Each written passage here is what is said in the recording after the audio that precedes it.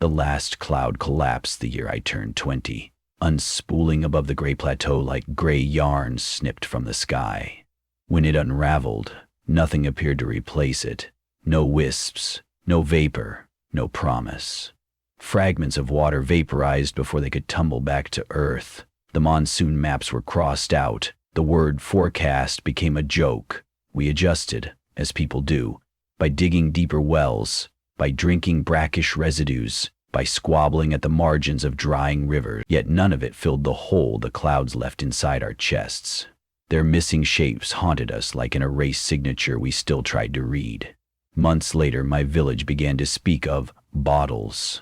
They had not been the precious glass pilgrim flasks from fables, only the cheap polycarbonate cylinders we once forgot under car seats. During the final cloudless equinox, someone noticed the plastic on one bottle blistering into a rough brown skin. Another sprouted pale green buds along its neck. The rumor traveled faster than any sandstorm. Bottle trees, people called them. They insisted that the metamorphosed containers were storing water somewhere inside their new bark, hoarding it the way thunderstorms once held rain. Curiosity devoured me. I left with a caravan at dawn, heading across the scabbed wasteland toward the fractured range, where a monk named Raya had supposedly coaxed entire groves of these improbable things. For 3 days, the sun polished the sand white, and our canteens lightened with each mile. Dune foxes gnawed bleached bones where oases had succumbed to salt. At night, we slept between dunes that hissed like snakes when cooled air cracked the crust. The stars looked cruelly bright, as though they were stealing all the water for themselves. By the 4th morning, the caravan master judged my impatience intolerable and released me from the company. "We bargained for metal, not myths," she muttered. I continued alone, guided by ragged prayer flags pegged at intervals like breadcrumbs across the desert. Every flag bore the identical faded cliff, an inverted bottle, crunking into roots, its cap splitting into leaves. No words, no explanation, only the unmistakable suggestion of transformation. Just past midday, I glimpsed a plateau shimmering on the horizon. I thought it was heat mirage until the mirage threw a shadow. A staircase of wind-carved sandstone led to a colonnade of columns blackened by smoke ruins of a pre-subservatory I learned later. I climbed, legs trembling, and reached a courtyard hung with quiet. There I saw them. Bottles become trees, each about the height of a goat, lined in symmetrical rows. Their bark looked like fired clay, but shapes of handles and screw-top ridges still showed beneath the bark, as though the new material had politely grown around the old. Leaves splayed outward from slits that used to be measurement markings. At the base, roots the color of candle wax threaded into fractured marble tiles, drinking minerals no human tongue could stomach. A bent figure in tattered saffron robes knelt among the grove, pruning a branch with an obsidian knife. That was Rhea. The name meant residue of rain, though I did not know it then. Her shaved scalp glowed with perspiration, yet her smile, when she rose, felt cool as shade. "You've come to barter for water," she said, not a question.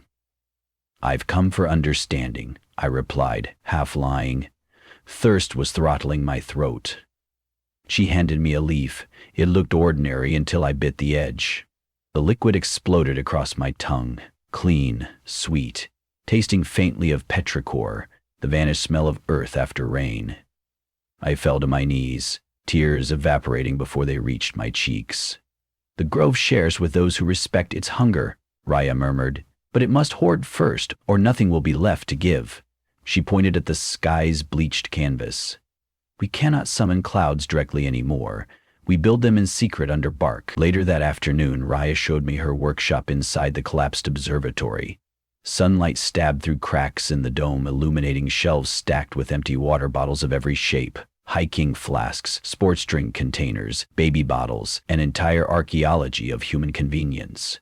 Each vessel had a strip of goat leather tied around its neck, bearing a hand-painted sigil. Raya dipped a brush in an ink brewed from desert moss and traced sigils describing absorption, patience, release. She explained that language mattered.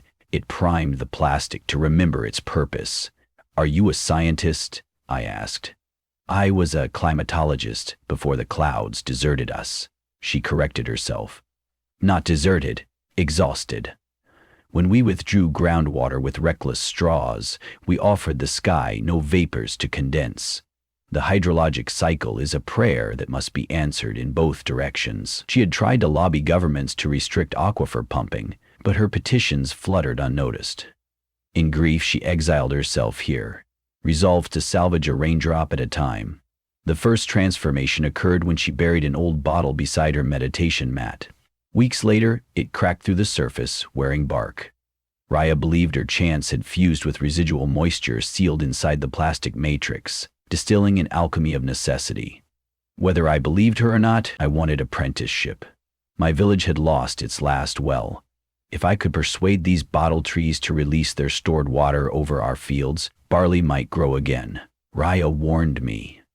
A bottle tree is not a cistern. It does not pour on command. It listens for the right ache in the air, the exact pressure where giving becomes inevitable. We can prepare, but we cannot force its generosity. I stayed. Dawn after dawn we planted. First we scoured garbage pits on distant trade routes for abandoned bottles, paying scavengers with salt or stories. We soaked each in a tincture made from pulverized moon succulents, then engraved sigils. Some bottles rejected the call, turned brittle, or simply melted into amorphous lumps. Rhea composted them into feedstock for fungi that tasted like umber mushrooms. When a bottle accepted, we felt a vibration no seismograph could register, a hum somewhere behind the sternum. We planted these in concentric circles, their necks downward, bottoms upward, like bulbs awaiting spring. Soil was scarce, so we crushed sandstone into grit, mixed it with pulverized gypsum for calcium, and added our own sweat as binder. In the evenings, we recited litanies describing the path of vapor: ocean, cloud, mountain, river, root, leaf, sky. Our voices stuttered from dehydration, but we spoke until the stars faded. The grove responded slowly, then all at once. Overnight bark sheathed dozens of bottles. Leaves unfurled with shy squeaks. Roots cracked tiles, bowed stairs, and probed the deepest fractures in the plateau, tapping pockets of ancient moisture trapped since the last ice age. The grove exhaled a coolness no desert air should know. Lizards basked by daylight and lingered after dusk, confused by the drop in temperature. One season bled into another without calendar distinction, yet we observed stages. Raya named each in the old meteorological register: condensation, coalescence, saturation. During saturation, the leaves darkened to jade and salts crystallized on the bark like frost. I tasted crystals and coughed. They were brine being expelled. The trees were desalinating their findings, cleansing themselves to free pure water for some final ritual. Rhea believed that ritual would be rainfall, literal rain, seeded from the water vaulted inside the arboreal bottles and exhaled as vapor to repopulate the troposphere. All she lacked was an ignition of longing, as she phrased it, a social pressure gradient mimicking the atmospheric ones that used to pull vapor upward. I thought about my village, now a shell of cracked cisterns. I volunteered to retrieve its longing. Rhea hesitated. If I left, she said, the grove might choose that moment to bloom skyward. Yet I knew absence could galvanize desire. Departure would stretch the emotional membrane taut. She relented, giving me 3 flask leaves sealed in wax. Break only when despair peaks, she instructed. Their scent will anchor you to our intention. I crossed the desert alone this time. Wind sculpted new dunes over my previous footprints, forcing me to navigate by the tilt of constellations. After 9 nights I reached the village, or what remained. Huts collapsed under heat fatigue, irrigation furrows pockmarked by dust devils. No laughter, only the dry rattle of prayer wheels abandoned by drought-shriveled hands. Survivors lived inside the old grain silo, its metal walls reflecting sunlight like a kiln. They sipped condensation from their own breath, caught on plastic sheets. They greeted me not as prodigal kin, but as courier of false hope. You chase mirages, my cousin spat. We need shipments, not scriptures. I opened one waxed leaf. The aroma of petrichor wove through the silo like a ghost of autumn storms. Eyes widened, tongues flicked at air. Memories unlocked. Children who had never seen rain asked their mothers what thunder sounded like. I described the bottle grove, the ache of barks storing oceans, drop by drop, the possibility of unsealing the sky. Some scoffed, but the memory scent haunted them. By nightfall, they argued about logistics. Should all adults migrate to the plateau to pray the trees open, or should they send only those strong enough to survive the trek?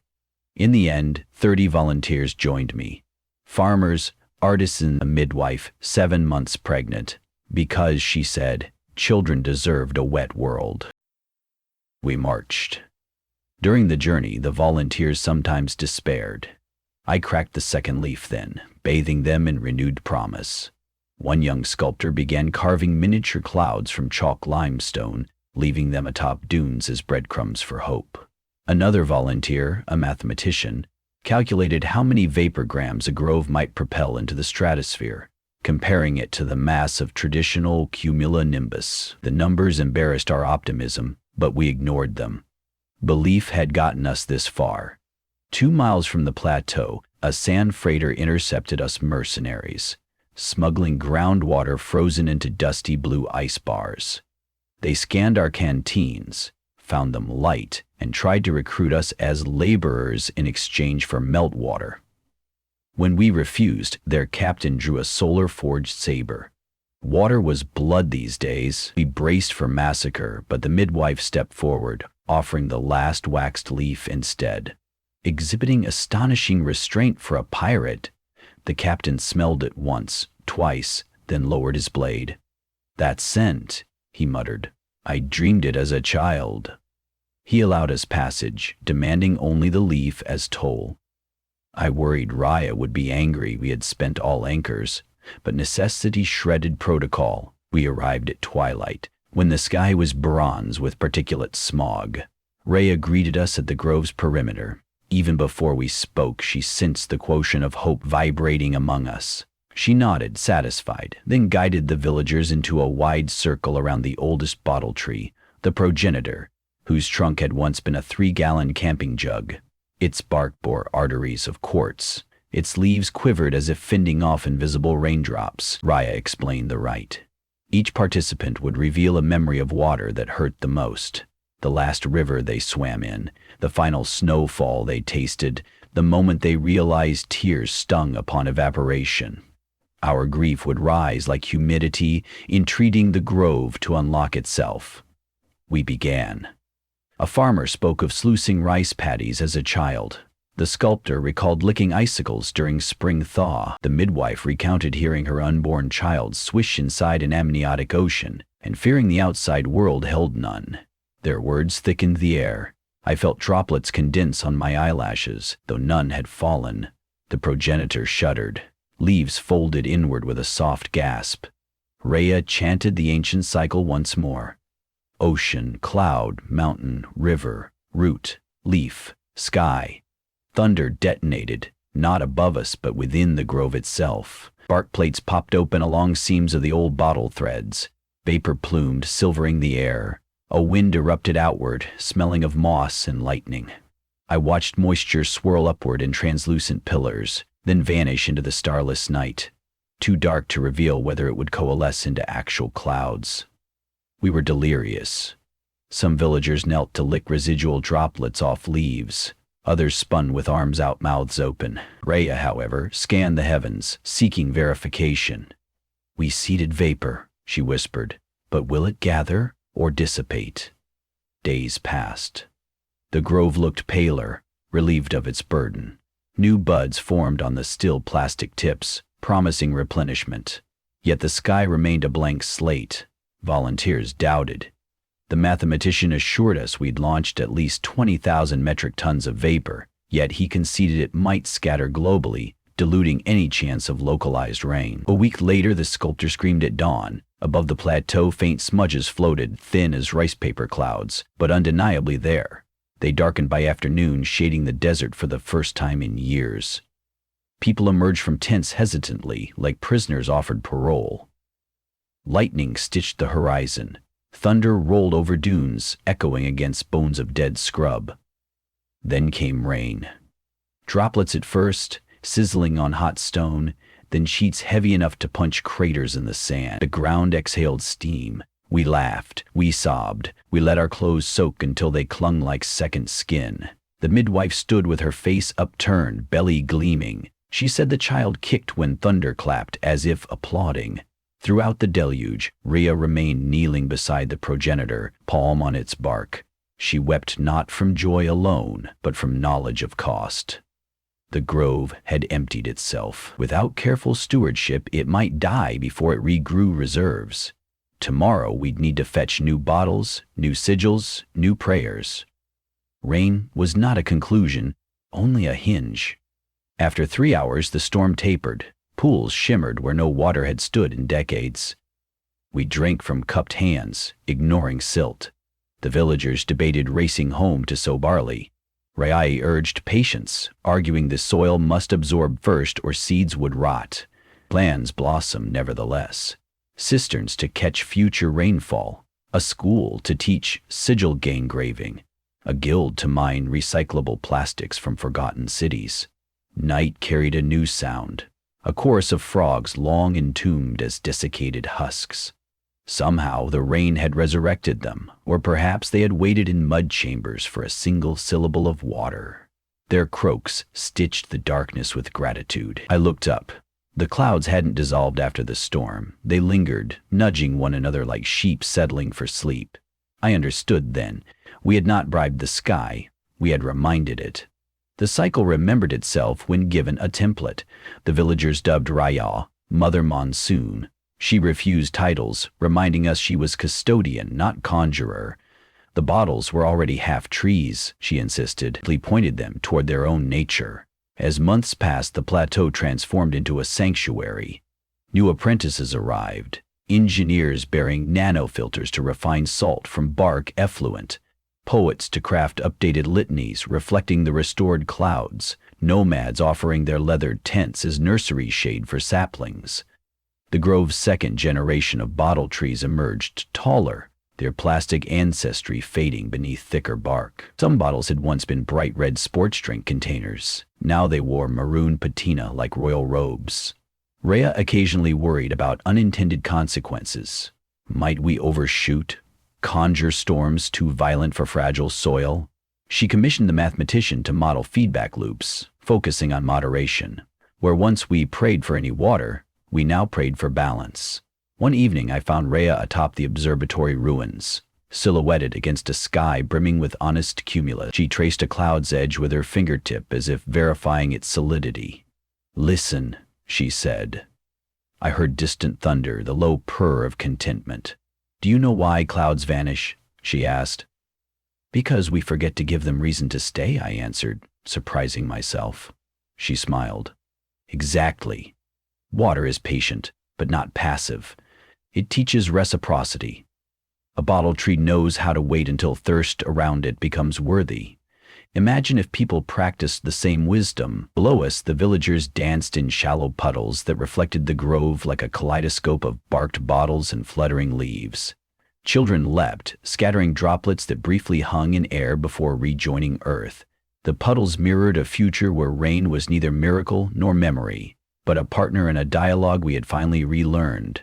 Lightning pulsed quietly behind distant hills, promising another storm already incubating from the vapor we had set free. I realized clouds hadn't truly disappeared years ago. They had retreated inside our discarded vessels, waiting for us to confess our longing loudly enough.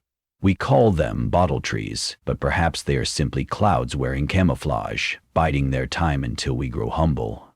The first fat raindrops of the new storm struck my cheeks, cool and insistent. Rhea lifted her face, eyes closed, lips moving in silent gratitude. I turned to join her prayer, though in that moment, words seemed unnecessary. The sky was speaking in the oldest dialect of all, and at last we remembered how to answer. By listening, by planting, by waiting, and by daring to believe that even empty bottles can learn to bloom.